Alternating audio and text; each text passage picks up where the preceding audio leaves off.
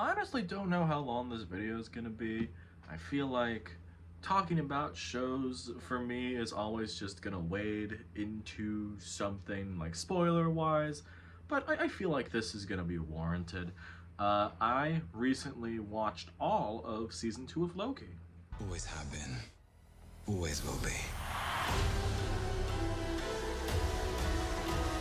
Look, I know if you're getting burnt out on the MCU, you probably skipped it. I feel getting like a tiny burnt out on the MCU. I talked much more about that in my review of the Marvels, so I'm not gonna touch on that too much. But the first season of Loki came out in that time where I was still super stoked about the MCU shows going on at Disney Plus. That was like in the trio of WandaVision and The Falcon and the Winter Soldier that I was really excited for these shows, and Loki ended up being my favorite out of those three. It had a very specific style to it that I just fucked with overall, and mainly, I don't know, I've never seen any clips of Doctor Who. Well, I've seen clips of it, I've never seen a whole episode, but it kind of reminded me of just how specific it was to this style and committing to the bit of what this show was. And I don't know if that makes any sense, but it really felt like out of the Disney Plus stuff, out of all the shows, even like Star Wars, it felt like that had the most style to it at that time. And ever since then, we have just been getting show after movie after show after movie for the MCU.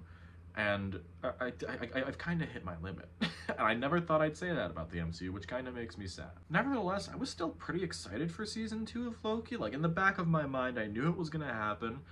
Knowing that Justin Benson and Aaron Moorhead were the new creative team, as much as I really liked Kate Herron's take on for Loki on season 1, Benson and Moorhead had worked on Moon Knight, at least directed it. I don't think they had written it, but also just knowing that there was this more of this vibe coming in, which I liked Moon Knight.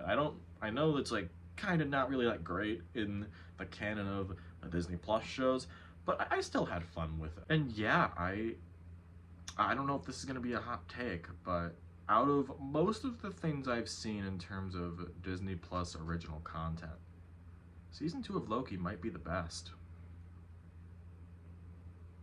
I don't know, is that a hot take? Like any normal show, this picks up right after season 1 ended. Well, maybe not every show, but this happens to pick up right after season 1 ended. Kang the Conqueror is just here now, and he's going wild. I mean, we kind of saw that with Quantumania, but I don't want to think about that one. TVA is in shambles. Loki and Mobius and pretty much everyone else there is scrambling to figure out what we're gonna do with this. I guess it's no secret in saying that Tom Hiddleston is great as Loki. He has been ever since he's been introduced, and I feel like this is the character at its peak. And just in terms of writing even, because I think the writing in this show specifically is some of the best that the MCU has ever gotten, in my opinion.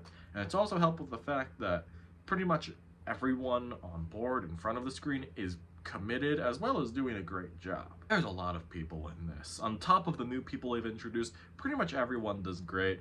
Out of the new additions, Quan joins the cast in just a great role, and I like the guy. It's pretty much they put him in the MCU, and I like that. I do. Technically, as a new cast member, Jonathan Majors is in this.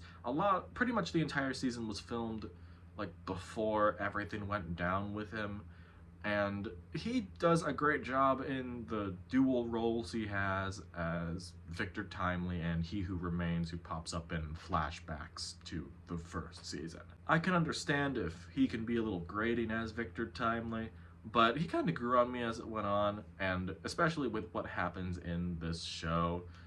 No spoilers, by the way. I'm not going to spoil anything, so that's why I'm kind of tiptoeing around what I gotta say. They do a good job. Damn it. Tom Hiddleston and Owen Wilson, it's great to see them together again. They always have great chemistry. They had a great chemistry in the first season. They're maybe even better this season because there's just more of it. Like, there's more of it in this season than it was in the last season, and it was really good. The technical aspects of this as well, the directing, just everything visually is pretty stunning. And just, it feels like something that actually would be, like, movie-level quality in terms of, like, knowing how to use the budget. I didn't like the movie The Creator, but those visuals, it really reminded me of just how well you can do within a budget, and this, and Loki is also in that camp for me. In the weeks there have been since Loki wrapped up, and also the strikes ended, so pretty much the cast has been going out and talking about it, and as well as the ending, which I'm not going to spoil, there is not going to be a season 3. Like, that is fully confirmed, and that this is a very final ending, as well as Tom Hiddleston has mentioned that at least for a while, because, you know, you never know with the MCU, that Loki is pretty much done for a bit. And I kind of like this as a series finale.